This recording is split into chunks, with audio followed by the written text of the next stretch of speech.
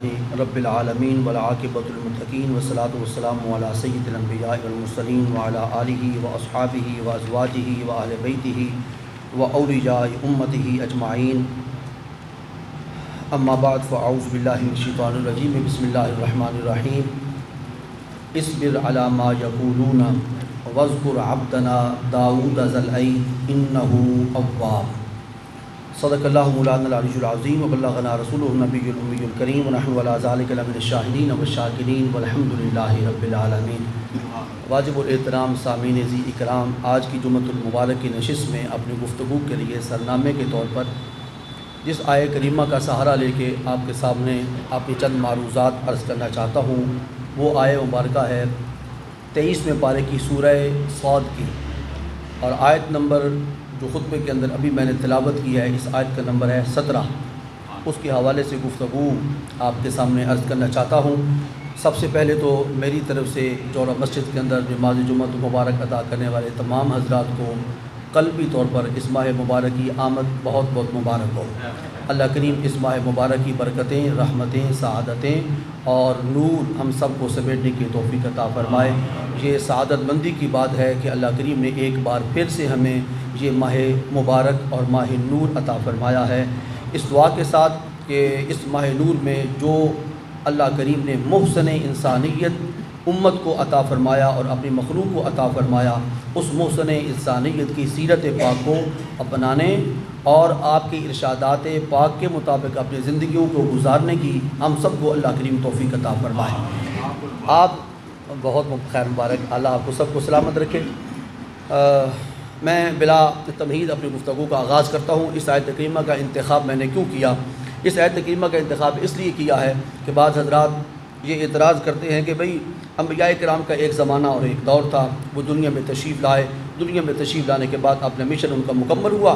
جب ان کا مشن مکمل ہوا تو وہ دنیا سے اپنی احکامات کو مکمل کرنے کے بعد اور اپنا مشن مکمل کرنے کے بعد تشریف لے کے گئے۔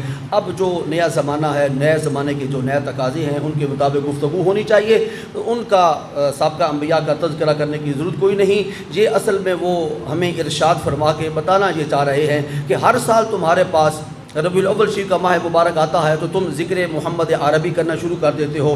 جیسے سابقہ انبیاء تھے ویسے ہی آپ ہیں، جیسے وہ گزر گئے اور ان کا ذکر ختم ہو گیا ویسے ہی آپ ہیں۔ آپ بھی دنیا سے تشریف لے گئے تو آپ کے بھی ذکر کی چندہ ضرورت نہیں ہے، نہ جھنڈیاں لگانے کی ضرورت ہے، نہ جھنڈے لگانے کی ضرورت ہے، نہ جلوس نکالنے کی ضرورت ہے، نہ اجلاس کرنے کی ضرورت ہے، نہ نماز کی ضرورت ہے، نہ آپ کے کوئی تذکرے کرنے کی ضرورت ہے۔ میں نے اس آیت کریمہ کا انتخاب جان بوجھ کے کیا ہے، جس آیت کریمہ کے اندر اللہ کریم نے اپنے محبوب محمد پاک صلی اللہ علیہ وآلہ وسلم کو آیت کے آغاز کے اندر 2 حکم ارشاد فرمائے ہیں۔ پہلا حکم کیا ہے؟ پہلا حکم ہے اصبر، یا رسول آپ صبر سے کام لیجئے۔ مکہ والے جو چاہیں کرتے رہیں، کفار جو چاہیں اپنی زبانوں سے ہرزہ سرائی کرتے رہیں، الزام لگاتے رہیں، آپ صبر سے کام لیجئے۔ میں اس میں بھی آتا ہوں صبر کا حکم کیوں دیا گیا۔ دوسرا فرمایا وَاذْكُرْ عَبْدَنَا دَاوُودَ ذَا الْأَيْدِ إِنَّهُ أَوَّابٌ، ہمارے خاص بندے حضرت داؤد کا آپ ذکر فرمائیے۔ تو ذکر کا کس نے حکم دیا؟ رسول کریم جب دنیا میں تشریف لائے حضرت داؤد موجود تھے، تشریف لے جا چکے تھے۔ حضرت داؤد علیہ السلام بنی اسرائیل کے پیغمبروں میں سے ایک پیغمبر ہے۔ بہت عرصہ سال پہلے ان کا انتقال ہو گیا، اور اس کے بعد سلسلہ نبوت و رسالت بنی اسرائیل کے اندر چلتا رہا، اور کافی 100 سال بیت گئے۔ اس کے بعد حضرت محمد عربی دنیا کے اندر جلوہ گر ہوئے، تو اللہ کریم نے سابقہ انبیاء کا ذکر باقی رکھنے کے لیے اپنے محبوب کو حکم دیا کہ اے محبوب ایک تو آپ صبر سے کام لیجئے، وَاذْكُرْ عَبْدَنَا ایوب، وَاذْكُرْ عَبْدَنَا داؤد، کبھی فرمایا ہمارے ایوب بندے کا ذکر کیجئے، کبھی فرمایا ہمارے بندے جو ہمارا بندہ تھا، ہمارا بندہ تھا۔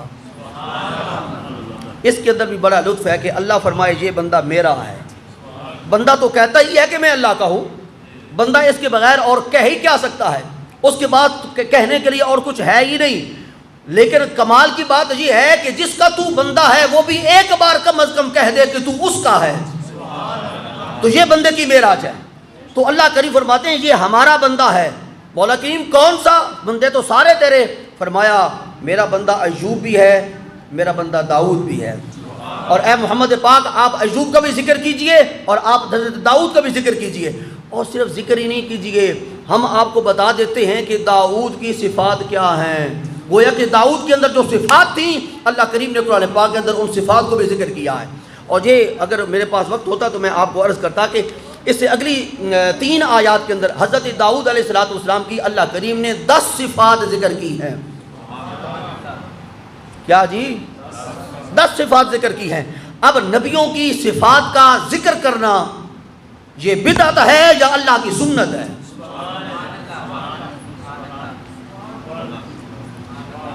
بھئی اگر کسی کی مرضی کے خلاف کو بات ہو رہی ہو تو یہ قرآن پاک میرے سامنے کھلا ہے، میں اس سے تو باہر جانے کے لیے تیار نہیں ہوں. اس سے باہر نکلوں گا تو میں گویا کہ اپنے آپ کو دائرہ اسلام سے خارج سمجھوں گا.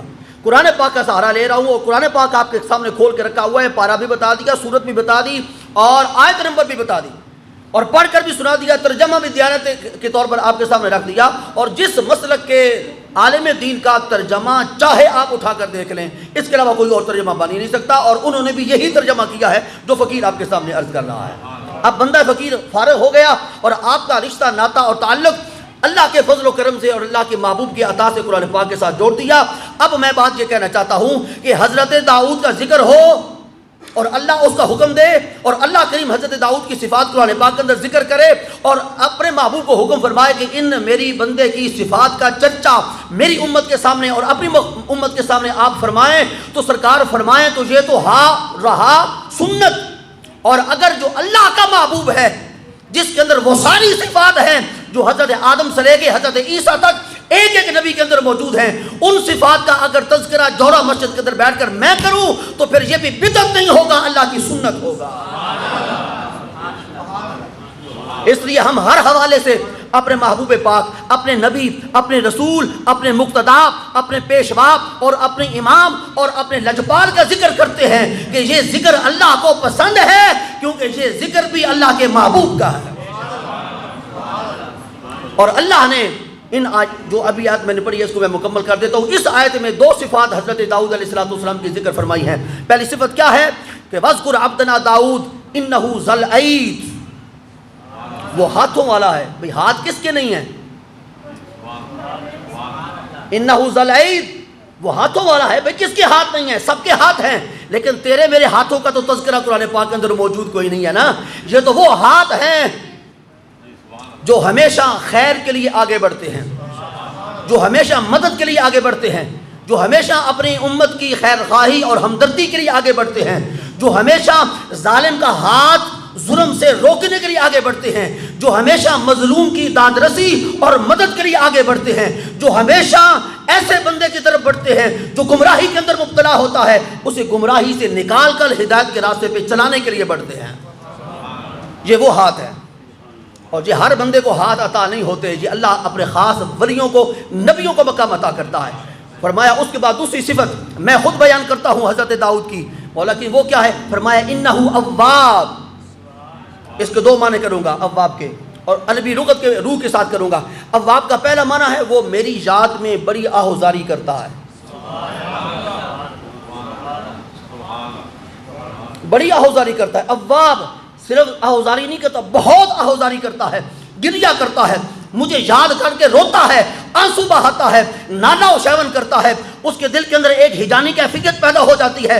مولا کریم مجھے تو اپنے پاس رکھتا، میں تیرے حضور ناز میں رہتا، میں تیری حریم قدس میں رہتا، میں ان جلووں کو ہمیشہ دیکھتا رہتا جو تیری ذات کے اور صفات کے جلوے ہیں. تجھے مجھے دنیا کے اندر بھیج دیا، میں ہجر کی کیفیت میں ہوں، میں فراق کی کیفیت میں ہوں، میں جدائی کا زمانہ بتا رہا ہوں. وہ دنیا کے اندر رہ کر بھی ہمیں بڑی آہوزاری کر کے یاد کرتا رہتا ہے. ایک معنی یہ عربی لغت کی روح سے کر رہا ہوں، اپنا میں معنی کر ہی نہیں سکتا. دوسرا معنی اواب کا وہ ہر لمحے ہماری طرف رجوع کرنے والا ہے، ہر کام میں ہماری طرف دیکھتا ہے کہ ہماری مرضی کیا ہے، ہماری منشا کیا ہے، ہماری چاہت کیا ہے. یہ 2 معنی ہیں اور دونوں معنی بڑے خوبصورت ہیں. یہ داؤد اگر کوئی مشکل پڑے تو اپنے امتیوں کی طرف نہیں دیکھتا کہ یہ میرے مددگار ہوں. داؤد کو پتہ ہے کہ یہ مددگار نہیں، مددگار فقط اللہ ہے. اور اس داؤد نے بڑے بڑے مار کے سر کیے. جالوت کو جو بڑی شان و شوکت کا حامل بادشاہ تھا, اس جالوت کو حضرت داؤد نے تنے تنہا واصل جہنم کیا. اس کا ذکر خیر دوسرے پارے کے آخر کے اندر اللہ کریم نے فرمایا ہے وَقَتَلَ دَاوُودُ جَالُوتَ. وہ طالوت اور جالوت کا جو قصہ قرآن پاک کے اندر موجود ہے, بڑا سونا قصہ ہے. اپنی اولادوں کو وہ قصے سنایا کریں جو قرآن کے اندر موجود ہیں, جن کو قرآن پاک نے احسن القصص فرمایا ہے کہ اس سے بہترین قصہ کسی مقام پر موجود ہو ہی نہیں سکتا. جو قصہ اور کہانی, وہ کہانی اور افسانہ نہیں ہے, وہ حقائق ہیں جو اللہ کریم قرآن پاک کے اندر بیان فرماتا. تو یہ حضرت داؤد ہے. اچھا پتہ ہے حضرت داؤد جس وقت جالوت کے سامنے گئے تو آپ تیار ہو کر تو گئے نہیں تھے, کیونکہ آپ کا تو قتل کرنے کا ارادہ ہی کوئی نہیں تھا. وہ تو اس کو قتل کرنے کے لیے ایک بہت بڑا لشکر اس کے سامنے موجود تھا. حضرت داؤد تو اپنے والد گرامی کی طرف سے ویسے ہی جاسوسی فرمانے کے لیے تشریف لے کے گئے تھے کہ ان کے احوال کیا ہیں. تو جس وقت دیکھا کہ معاملہ تو بڑا دیگرگوں ہے اور خراب ہے, وہ پوری اپنے جاہ و جلال کے ساتھ بیٹھا ہوا ہے, اس کو پورا یقین ہے کہ میں نے مسلمانوں کو آج شکست فاش دینی ہے. تو حضرت داؤد تنے تنہا آگے بڑھے اور اسے للکارا کہ اگر تیرے میں دم خم ہے تو آ میرے مقابل میں. تو تیاری کے بغیر حضرت داؤد اللہ کی مدد پر اور نصرت پر بھروسہ کرتے ہوئے پورے لشکر کے ساتھ ٹکرا گئے. اور لشکر کے اندر جو سپہ سالار اور بادشاہ ہوتا ہے وہ الگ کونے میں اکیلا نہیں کھڑا ہوتا, اس کے تو میمنہ بھی ہوتا ہے, اس کا میسرہ بھی ہوتا ہے, اس کا مقدمۃ الجیش بھی ہوتا ہے, اس کے پیچھے بھی لشکر ہوتا ہے, چاروں طرف سے لشکر کے اندر گھرا ہوا ہوتا ہے. تو یہ جالوت چاروں طرف سے لشکر کے اندر گھرا ہوا تھا تنے تنہا, جس کو اللہ کریم نے ذل عید فرمایا ہے, جس کو اللہ کریم نے ہاتھ والا فرمایا ہے, ذل عید ہاتھ والا فرمایا ہے. یہ تنے تنہا اللہ کی مدد اور اللہ کی نصرت میں بھروسہ کرتے ہوئے آگے بڑھا اور لشکر کی صفوں کو چیرتا ہوا جالوت تک پہنچا اور جالوت کو واصل جہنم کیا. یہ سارے قصے کو قرآن پاک نے بیان کیا ہے. تو دو صفات اللہ کریم نے حضرت داؤد علیہ السلام کی اس آیت مبارکہ کے اندر بیان فرمائی ہیں. اب میں آپ کو بتاتا ہوں کہ ذل عید کیوں فرمایا اور اواب کیوں فرمایا. ذل عید اس لیے فرمایا کہ آپ کے اندر بڑی طاقت اور قوت تھی, بڑے شجاع تھے, بڑے بہادر تھے, نڈر تھے, باطل سے بالکل نہیں گھبرایا کرتے تھے. اور یہی حق کی شان ہے کہ باطل سے نہ مرعوب ہوتا ہے نہ باطل کے سامنے جھکتا ہے. یہ حق کی شان ہے. حق کے اندر دو صفتیں ہونی چاہیے, کم از کم دو صفات حق کے اندر ہونی چاہیے. جس کے پاس حق ہو اس کے اندر بھی دو صفتیں ہونی چاہیے. ایک یہ کہ وہ طاقت سے مرعوب نہ ہو اور دولت سے دب نہ جائے, دولت کے سامنے بک نہ جائے, دولت کے اس کے سامنے انبار لگا دیجیے وہ کہ میں تھوکتا بھی نہیں ہوں تیری اس دولت کی طرف, کیونکہ میرے پاس حق ہے. جس کے پاس حق ہے اس کے پاس سب کچھ ہے, اور جو حق سے معروم ہے اس بیچارے کے پاس کچھ بھی نہیں. خواہ نمرود ہو, خواہ حامان ہو, خواہ شداد ہو, خواہ فرعون ہو, خواہ ابو لہب ہو, خواہ ابو جہل ہو, جس کے پاس حق ہے اس کے پاس کچھ نہیں, اس کے پاس سب ہے, نام محمد ہے. یہی تو کربلا کے اندر ہوا تھا. 72 افراد ہے صرف, لیکن حق کے علمبردار ہے, اور مد مقابل فوج 21,000 یا 22,000 ہے. ان کے پاس لاؤ لشکر بھی ہے, مال و دولت بھی ہے, سپاہ بھی ہے, رسد کا ساز و سامان بھی ہے, کھانے کی پینے کے لیے اشیاء بھی ہیں. ان کے پاس تو پینے کے لیے پانی تک کوئی نہیں. پھر فتح یاب کون ہوا؟ یہ جنگ جیتا کون اور جنگ ہارا کون؟ وقتی طور پر مورچہ یزید کے ہاتھ لگا, لیکن ہمیشہ ہمیشہ کے لیے فتح اللہ کریم نے میدان کربلا کے اندر امام حسین کے نام وقف فرما دی. تو طاقت جیتی, ہاں طاقت جیتی, لیکن حق کی. جو ظاہری اسباب پہ نظر رکھتا ہے وہ ہمیشہ شکست کھاتا ہے, جو مسبب الاسباب پہ نظر رکھتا ہے وہ فتح مند ہوتا ہے. اور مسبب الاسباب میرے رب کی ذات ہے, جو اسباب کی محتاج نہیں. وہ چاہے تو بغیر بادل کے پانی برسا دے, وہ اسباب کا محتاج ہے. وہ چاہے تو ماں باپ کے بغیر اولاد عطا کر دے. حضرت آدم, سیدھی سیدھی مثالیں ہیں, 2+2=4 کی طرح. حضرت آدم کے والدین ہیں, وہ چاہے تو ایک مرد ہو اس سے عورت کو پیدا کر دے, اور عورت کو بھی پسلی سے پیدا فرمائے. حضرت حوا وہ چاہے تو مرد کوئی نہ ہو عورت ہو اس سے اولاد پیدا کر دے، نام عیسیٰ ابن مریم رکھے، اس سے کون پوچھ سکتا ہے؟ وہ اسباب کا محتاج نہیں، وہ اسباب کا مالک ہے، اور اسباب کے اوپر اس کی طاقت اور قدرت ہے، اس کی طاقت اور قدرت اسباب کی محتاج نہیں۔ یہ توحید عرض کر رہا ہوں، یہ توحید عرض کر رہا ہوں، توحید کا ایک جز عرض کر رہا ہوں۔ میرے رب کی طاقت اور قدرت اسباب کی محتاج نہیں، اسباب اس کی طاقت اور قدرت کے محتاج ہے۔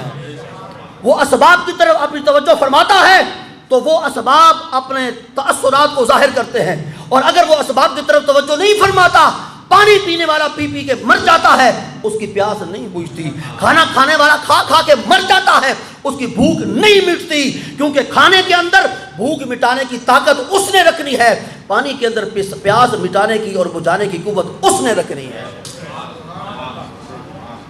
اور اس کے برعکس اگر وہ چاہے تو کربلا کے اندر جو 72 افراد تھے، پانی کے بغیر انہیں پیاسا نہ ہونے دے۔ نہیں، یہ گل بڑی عجیب کر گیا ہوں، کیونکہ میری تو پھر تقریر نہیں نہ چلے گی جس وقت اہل بیت اطہار کو میں کربلا کے میدان کے اندر پیاس کی وجہ سے تڑپاتا ہوا آپ کو دکھا نہ لوں۔ میں نہیں دکھا سکتا، میں نہیں دکھا سکتا اہل بیت اطہار کو کربلا کے میدان کے اندر تڑپتا ہوا۔ کیوں؟ وہ کسی عام گھرانے کے ساتھ تعلق رکھنے والے افراد اور بچے نہیں تھے، یہ اسی خاندان کے ساتھ تعلق رکھنے والے افراد ہیں جن کا ایک بزرگ پہلے دنیا کے اندر گزرا اور اس کا چھوٹا سا بچہ تھا، کعبۃ اللہ کو تعمیر کسی نے کرنا تھا، نام ابراہیم تھا، اس کے بیٹے کا نام اسماعیل تھا، کعبے کے ساتھ لیٹا ہوا ہے۔ حضرت ابراہیم جا چکے ہیں اور حضرت ہاجرہ سلام اللہ علیہا پانی کے لیے بے تابی کے عالم میں کبھی صفا پہ جاتی ہیں، کبھی مروہ پہ جاتی ہیں، پانی پھر بھی دستیاب نہیں ہوتا، 7 چکر لگا کے جب واپس پلٹتی ہیں تو یہ ننھا سا بچہ اپنی ایڑی رگڑ کر زمزم کا کنواں جاری کروا چکا ہوتا ہے۔ یہ کس کا بیٹا؟ حبیب اللہ کا نہیں، یہ تو خلیل اللہ کا بیٹا ہے۔ اگر خلیل اللہ کے بیٹے کے لیے جو اسماعیل کا لفظ ابراہیم کا لفظ ذکر ہے، اس کے لیے اللہ کریم اس کی یعنی کہ بچہ ہے، اس کے اندر تو شعور نہیں ہے، اس کے اندر تو ادراک نہیں ہے، اس کے اندر تو فہم نہیں ہے، اس کے اندر تو فراست عام لوگوں کی طرح نہیں ہے، تو بے خیالی میں پاؤں کے رگڑنے سے چشمے پانی کے پیدا ہو سکتے ہیں۔ تو کربلا کے میدان کے اندر حضرت ابراہیم کے صاحبزادے نہیں تھے، محمد الرسول اللہ حبیب اللہ کے صاحبزادے تھے۔ اگر وہ چاہتے تو پانی کے چشمے جاری ہو سکتے تھے، حوض کوثر کا پانی آ سکتا تھا، سلسبیل کا پانی آ سکتا تھا، ریت کا ایک ایک ذرہ زمزم کا کنواں بنتا۔ انہیں تو پیاس لگی نہیں ہے، اگر یہ پیاسے ہوتے تو سارے اہتمام ہو جاتے۔ یہ میرا اپنا ذاتی نظریہ ہے، کوئی اس کے ساتھ 1000 بار اختلاف کر سکتا ہے۔ اور پھر اگلی بات میں کہا کرتا ہوں اپنے سامعین سے کہ رسول کریم صلی اللہ علیہ وآلہ وسلم کو اللہ کریم نے یہ قوت اور یہ طاقت عطا فرمائی ہے کہ جس کو عطا کیا ہے 2-4 نہیں دیا، اس کی دامن کو بھرا ہے۔ ایسا ہے کہ نہیں بھائی؟ جس کا یہ عقیدہ نہیں ہے بے شک میرے ساتھ نہ دے، لیکن جس کا یہ عقیدہ ہے، ابو بکر کو صدق دیا، یہ صدیق بنایا۔ صدق دینا، کسی کو سچ بولنے کی توفیق دے دینا، بے تو نے ہمیشہ سچ بولنا ہے، اس کو صادق کہتے ہیں۔ صدیق کسے کہتے ہیں؟ جس کے پاس صدق کے خزانے ہوں۔ عمر فاروق کو کیا بنایا؟ فاروق اعظم۔ فاروق کا معنی ہوتا ہے حق اور باطل کے اندر تمیز پیدا کرنے والا۔ تو کیا آپ حق اور باطل کے اندر تمیز نہیں کرتے؟ تو پھر آپ ہی اعظم ہیں؟ نہیں، اعظم کا مطلب یہ ہے کہ حق اور باطل کے درمیان تفریق کرنے والے سارے خزانے اے خطاب کے بیٹے ہم نے تیری جھولی کے اندر ڈال دیے۔ اور آگے بڑھیے، میں آگے بڑھاؤں گا آپ کو۔ اس کے بعد تیسرا نمبر ہے خلفائے راشدین میں سے حضرت عثمان غنی کا۔ حضرت عثمان غنی، بھائی آپ بھی با حیا ہیں، میرے اندر بھی اللہ کریم نے کچھ نہ کچھ حیا اور شرم رکھا ہے، لیکن رسول کریم کی زبان اقدس ہلتی ہے اور فرمایا عثمان تو صرف با حیا نہیں، حیا کی کان ہے، جہاں سے حیا نکلتا ہے، کان حیا۔ بات سمجھ میں بات آ گئی؟ میں بات اور کرنا چاہتا ہوں جس کے لیے میں نے یہ ساری تمہید باندھی ہے۔ اب آئیے چوتھا خلیفہ راشد، اسد اللہ علی الغالب، امام الاشجعین، شجاع لوگوں کے امام اور پیشوا، باب مدینۃ العلم، انا مدینۃ العلم و علی بابوہا، علی المرتضی شیر خدا، لا فتح الا علی، لا سیف الا ذوالفقار کی شان رکھنے والا۔ رسول کریم نے انہیں صرف علم دیا ہے؟ اگر انہیں علم دیا ہے تو ابو بکر صدیق کو علم نہیں دیا؟ عمر فاروق کے پاس علم نہیں تھا؟ اور عثمان غنی کا دامن اور ان کی چولی علم سے خالی تھی؟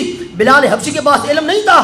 فرمایا اے علی تو صرف علم نہیں ہے اور تیرے پاس صرف علم نہیں ہے، میں نے علم کے سارے خزانے تیری آغوش میں رکھ دیے۔ تو میرے کریم آقا نے جسے دیا ہے تھوڑا گن کے 2-4 گنتی کے ساتھ نہیں دیے، سب کچھ دیا ہے۔ تو جس وقت بچپن میں بات اب پیری کے ساتھ جوڑنا چاہتا ہوں، درمیان میں سارا جملہ معترضہ تھا، امام حسین اور آپ کے اصحاب کربلا کے اندر پیاسے کیوں نہیں ہوئے؟ اس لیے کہ رسول کریم اپنی کاشانہ اقدس سے نکلے نماز تہجد کی ادائیگی کے لیے، اور جس وقت کاشانہ طہارت کے سامنے سے گزرے، جس وقت کاشانہ عفت کے سامنے سے گزرے، جس وقت اس گھر کے سامنے سے گزرے جس گھر کے اندر آپ کی صاحبزادی صحابہ تشریف فرما تھی، تو پاؤں مبارک رک گئے، کیونکہ اندر سے امام حسن اور امام حسین کے رونے کی آواز آ رہی تھی۔ کریم آقا رک گئے اور اندر تشریف لے گئے۔ فرمایا میرے بیٹے کیوں رو رہے ہیں؟ عرض کی حضور رات کو پانی بھرنا یاد نہیں رہا، تو ابھی صبح ہوگی، علی المرتضیٰ بیدار ہوں گے اور پانی بھر کے لائیں گے تو ننھے نواسوں کو پلایا جائے گا۔ فرمایا لاؤ میرے پاس، میں ان کی پیاس کا اہتمام کرتا ہوں۔ کریم آقا نے پہلے امام حسن کو لیا، اپنی آغوش میں بٹھایا، ان کا منہ مبارک کھولا اور اپنی زبان پاک ان کے منہ میں ڈالی۔ ان کی پیاس جب بجھی، اس کے بعد چھوٹے صاحبزادے لخت جگر کو اپنی آغوش میں لیا اور امام حسین کو اپنی آغوش میں کے اندر بٹھا کر ان کا منہ مبارک کھول کر اپنا لعاب دہن اس کے اندر ڈالا۔ میں سمجھتا ہوں وہ ایک بار لعاب دہن ڈالنا امام حسن اور امام حسین کی ہمیشہ ہمیشہ کے لیے پیاس بجھانے کے لیے کافی ہے۔ اس کے باوجود، اب بات ہو ہی گئی ہے تو میں عرض کر دیتا ہوں، اس کے باوجود امام حسین کو کربلا کے میدان کے اندر پیاس تھی، لیکن وہ کون سی پیاس تھی؟ آج کی نوجوان نسل اس فقیر سے سن لے کہ امام حسین کو پیاس کس شے کی تھی۔ پیاس صرف اقتدار کی نہیں ہوتی، پیاس صرف دولت کی نہیں ہوتی، پیاس صرف پانی کی نہیں ہوتی، پیاس دیدار کی بھی ہوتی ہے، پیاس دیدار کی بھی ہوتی ہے۔ یہ امام حسین وہ ہے جس نے محمد عربی کے کندھوں پہ سوار ہو کر اللہ کو یاد کیا ہے، جس نے محمد عربی کی آغوش میں بیٹھ کر منبر پر اللہ کا نام سنا ہے۔ اس امام حسین نے نام سن کر دل کے اندر یہ خیال پار رکھا تھا کہ کبھی وہ بلا حجاب ہو اور اس کی ذات میرے سامنے آئے، میری نگاہیں ہوں اور اللہ کی ذات کے جلوے ہوں، میں اللہ کی ذات کے جلووں کو اپنی آنکھوں میں رکھنا چاہتا ہوں۔ لیکن اللہ نے فرمایا تجھ سے پہلے حضرت موسیٰ بھی مجھ سے یہ مانگ چکے تھے، لیکن میں نے انہیں بھی کہا تھا لن ترانی، اس دنیا کے اندر رہتے ہوئے میرا دیدار ناممکن ہے، دنیا میں رہ کر دیدار ناممکن ہے، ہاں دنیا کو چھوڑو تو میرا دیدار ہو جائے گا۔ میدان کربلا کے اندر 72 افراد کو لے کے اللہ کریم کا یہ برگزیدہ بندہ اور محمد عربی کا نواسا اور بیٹا صرف اس پیاس کو بجھانے کے لیے گیا تھا جس پیاس کی شدت محمد عربی کی آغوش کے اندر ملی تھی، اور کہا کہ میں ایک نہیں اپنے 72 افراد اے مولا تیری رضا کے لیے قربان کرتا ہوں اور خود کو بھی قربان کرتا ہوں، علی اصغر کیا علی اکبر کیا سب کو تیرے نام پہ قربان کرتا ہوں، صرف ایک چیز مانگتا ہوں کہ اپنا بلا حجاب دیدار دکھا دے۔ یہ پیاس تھی، اور یزید کو بھی پیاس تھی۔ اور کربلا کے میدان کے اندر بڑا عجیب معاملہ ہوا، یزید کی پیاس ساری حکومت حاصل کرنے کے بعد بھی نہ مٹی، کیونکہ اسے پیاس اقتدار کی تھی، حکومت کی تھی، دولت کی تھی، منصب کا پجاری تھا، اور حسین کو جس شے کی پیاس تھی اپنے چند افراد اللہ کی بارگاہ میں پیش کیے، بامراد ٹھہرے۔